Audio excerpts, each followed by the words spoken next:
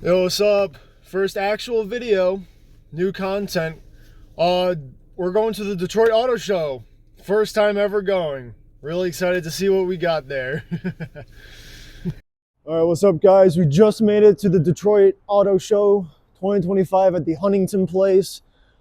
Currently freezing my ass off. So hopefully we can get in soon, or else I'm gonna be a popsicle out here. We are here Is this an electric one? at the Detroit Auto Show. I feel like a kid in a freaking candy shop right now. Oh my god. I want to try and get on one of these rides. Have ourselves a good old time. Where they're doing demos. Look at all of this. Oh my god, we're gonna be here for hours.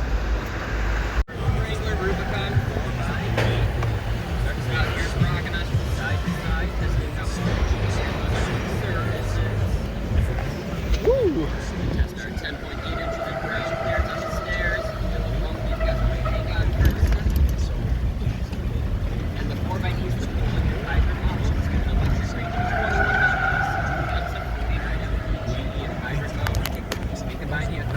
Horsepower for 70 pounds.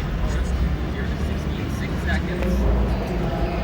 3-degree incline, 20 degrees up in the air. Best view of the show from here. That's where we go down with that forward-facing camera. So it's the bottom of the hill. Press it over.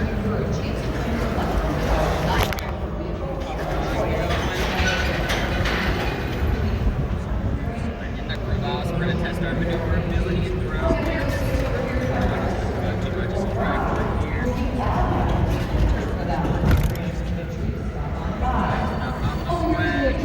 We'll be going over 6 different obstacles. Starting with the off-camber where our Sarge Green Wrangler is right now. That's going to be one side of the vehicle lifting higher than the other. That's your typical off-camber. Now what that's showing is your articulation, your suspension, and the maneuverability of those wheels. Then for the off-camber, you're going to go to your ground clearance portion. That's going to be a table stair setup with that Sarge Green Wrangler going over like that. All right, look at this beauty. 58 Spider, California.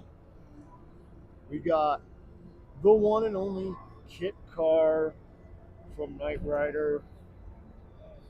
We got the awesome Austin Powers Mini Cooper, looking snazzy. Jeep Wrangler from Jurassic Park, of course. And if we walk around to the other side, what do we have? Ooh. 305 Ferrari, Magnum PI.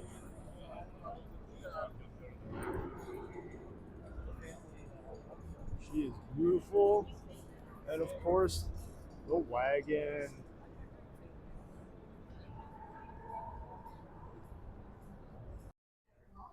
All right, we are here at one of two parts to the Modded Detroit exhibit at the Detroit Auto Show. Yeah, I don't know what Lamborghini this is, but it's nice. Got some McLarens, Lamborghinis, ooh, hello. Nice little GT40, or GT technically. 2020 maybe.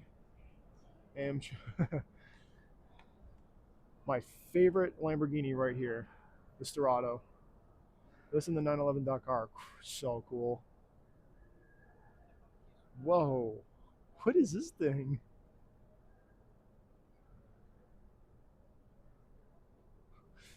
This thing is sick. I don't know for sure, but is this the GT from no, it looks like the one that's from the museum. Probably. I don't think it is, but it's damn. They got some good stuff here. Some nice little Astons.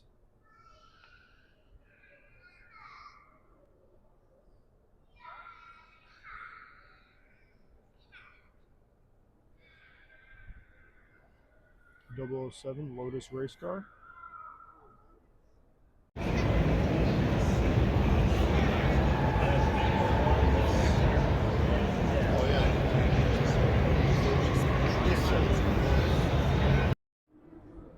Time for the most elegant car you will ever see.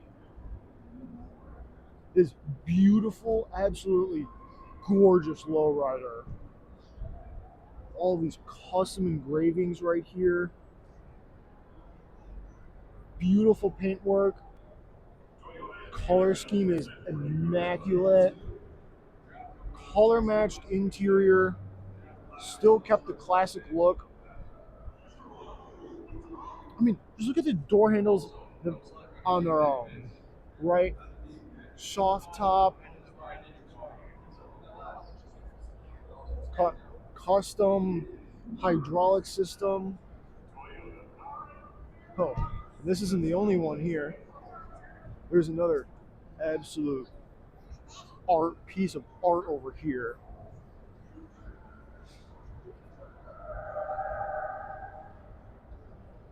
Absolute art.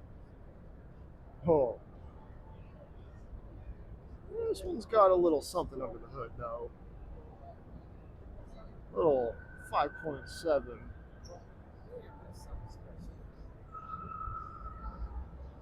This thing gets down and when you want a car to absolutely pimp out and show off, but then take it to the drag strip the next day, this is your lowrider right here. 5.7 LS engine in it. Beautiful paint scheme. And again, we're circling back. That LS engine, absolutely insane. And of course, right next door to the absolute pieces of art lowrider, we have a demon. Not just any demon though. They went ahead and slapped 2 stacked turbos on it. Oh, they went to sick week too. This thing, crazy. Of a zero-emission luxury hypercar. This is It's called the Opulent Velocity. Cadillac's And some of you have asked me what a Le Mans hypercar is. car. And we do have a hypercar right over there on the floor. So Where's their you can familiar yourself GTP with that high-performance hypercar, vehicle. Grand We have one Touring for you to check out. prototype. As you can see, Same you're style looking that at they very used much a in bold Le Mans. appearance here with the Opulent Velocity. I'll The start matte with the inside. gray This is color coming around. with So the forged taking a carbon look at this fiber interior, accents you see a very and gold sophisticated looks interior inviting you beautiful. They into a did world such a of good job luxury. with this. You see clean lines all the Now, normally I don't do car reviews because, I mean, I just don't feel the need to. But let me tell you, this is the Granger. I don't know what it is. It looks like a Land Rover from the outside. I have a picture of it. I will show you guys. But you guys gotta look at this interior. I'd hate to see the price tag on this. It's got a manual shifter for 4-wheel drive. It's got, a little dial here, this thing here. This makes it feel like you're in a cockpit. I mean, look at the rugged look. You even got all these switches up here. Exterior, I think those are exterior lights and interior lights. You got off-road mode, exterior lighting, assistance, interior lights, compass built into the dash. Oh shit, handlebars. Those on all 4 legs. Ah! It makes you feel like you're in an older Land Rover that's not old, and it's not even Land Rover. It's crazy. All right, we've just come across this little section of cars over here.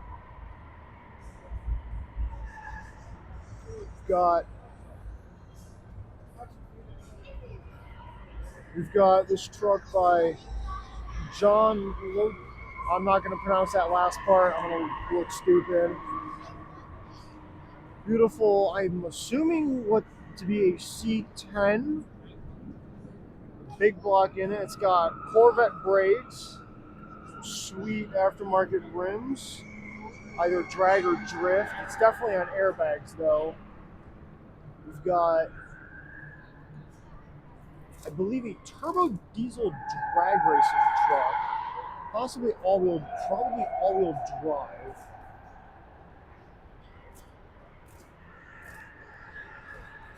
This thing looks pretty mean. Turbo's a little big. I think he puts down some power.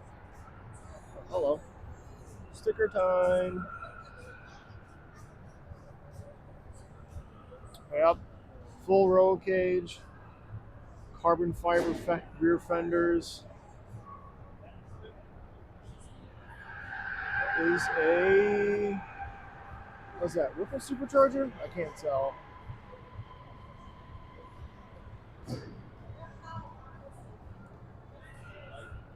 A Dodge Magnum with a Chrysler 300 front end. I think this guy blew out his transmission at one point. I don't remember when though. Oh, I think it was the Dream Cruise. I could be wrong though.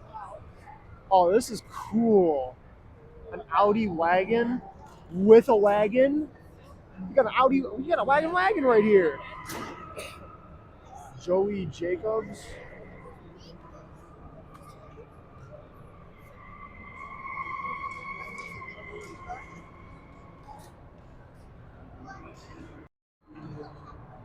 The Porsche Le Mans hypercar.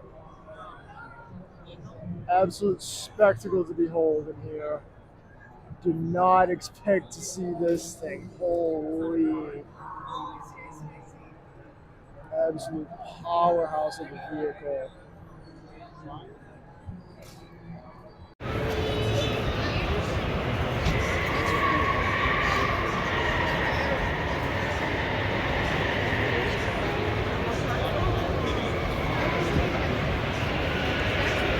You can cross.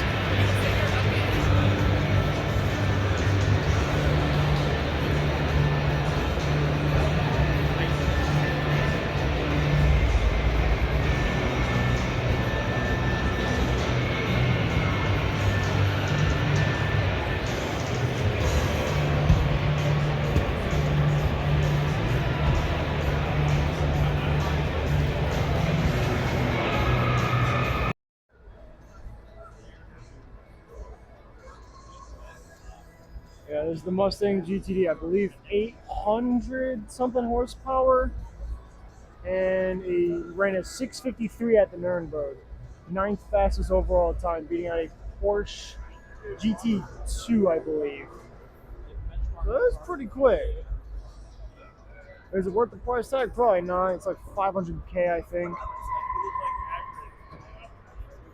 Advertises an affordable muscle car. Most of them are. This one is not. It's really good though. Swan neck spoiler, bucket seats. I like the livery. I like the look on this one. This one's really nice. All right, what's up, guys? We're downstairs at the Modded Detroit exhibit at the Detroit Auto Show, and if you look, cars everywhere. There's over 100. Oh, there's over 150 cars here, all owned by private owners. And of course, it's not a modded Detroit scene without the modded Miata. This absolute weapon of a car. Best car in show by far. That Corvette 01 you saw earlier, it's got nothing on this thing. Yes, we've got the Chambler from 6% recycled. It is a scrambler on, oh, here it is. 1965 AMC Rambler body and a 2000 Jeep Cherokee XJ 4x4 chassis. This was a former Gambler 500 build that will hopefully return someday to the Gambler 500. This is a neat little Datsun. It looks like a little rat rod. Oh yeah, some intercoolers in the back. You know, sequential shifter, little rat rod interior. Yeah, looks all stock to me. There's not much to see here under the hood. Nothing at all. Subaru. Oh, that's crazy. That's cool. Yeah. No real reason I'm showing you guys the back of this one for so long. There's a lot of stuff to go over on this car. Give her the beans.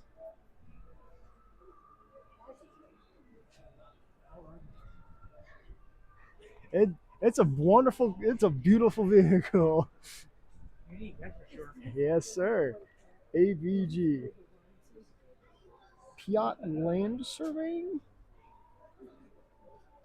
I identify as a red. As simp.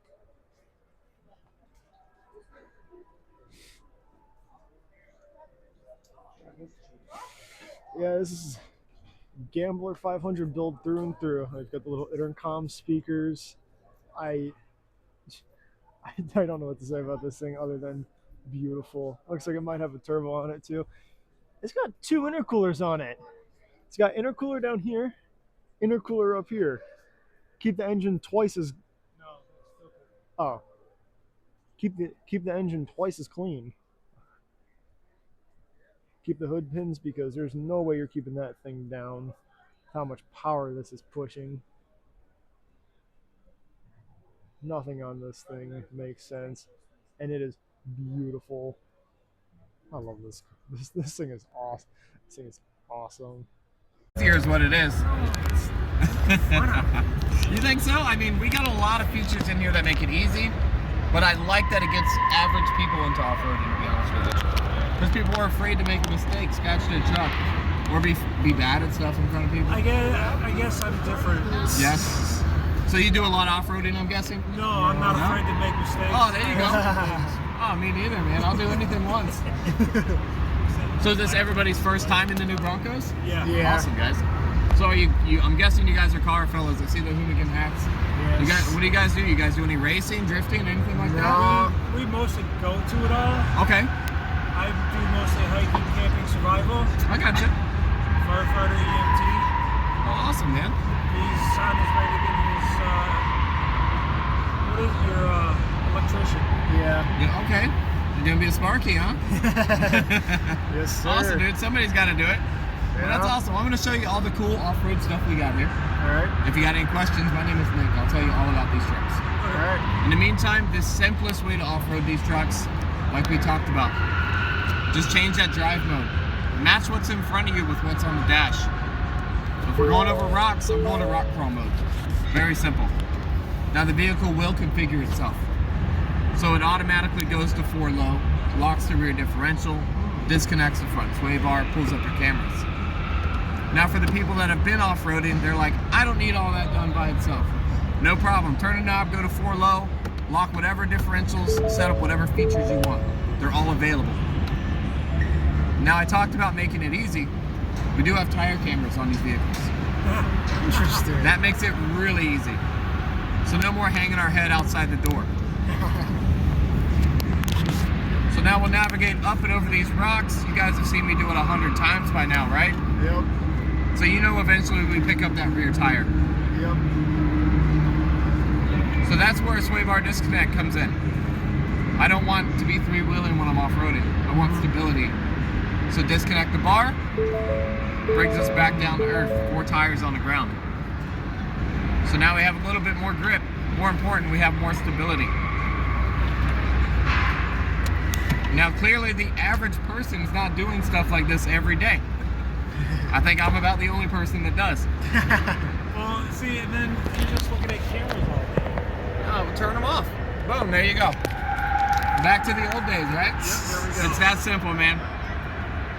So the other day we had all that snow, we had all that ice. Right. People driving it, they're really bad at it. Let's help them out. We got slippery mode. Even my Uber, that dude, he was rough in that. I wish he had slippery mode.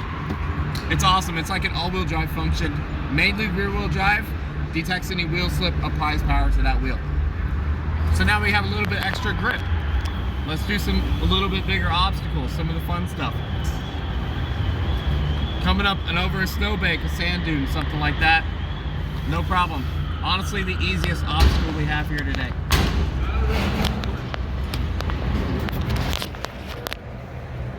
So the obstacle we have here is called a side hill, only about 20 degrees. No cameras required, just focus on that pitch and roll meter, let you know. You don't want to get too sketchy with it. For most people, 20 degrees is more than enough.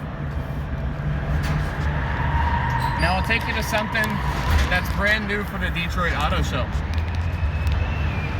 Not something you're ever going to encounter in real life, obviously, but it is fun to play on. Now the point of this obstacle is to show off how good the camera works. How, like, you gotta really get used to it. Trust that thing. This is a big vehicle. On a steep approach angle, you're not seeing in front of you, simply put. Trust that camera. Forward-facing cameras, 360 cameras, bumper-mounted cameras, whatever one you like the most. Stick with it. You can trust your life with it. For this obstacle to work, we go right to the edge. You go too far, this turns into Fast and Furious. It's not what we're looking for today.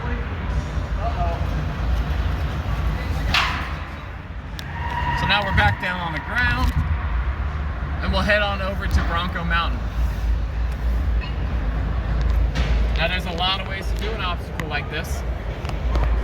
You could kick on the cameras, you could use trail control that would just creep all the way up, all the way down, but you say it's too easy. Do it the hard way. Lock the differential to send it right up to the top.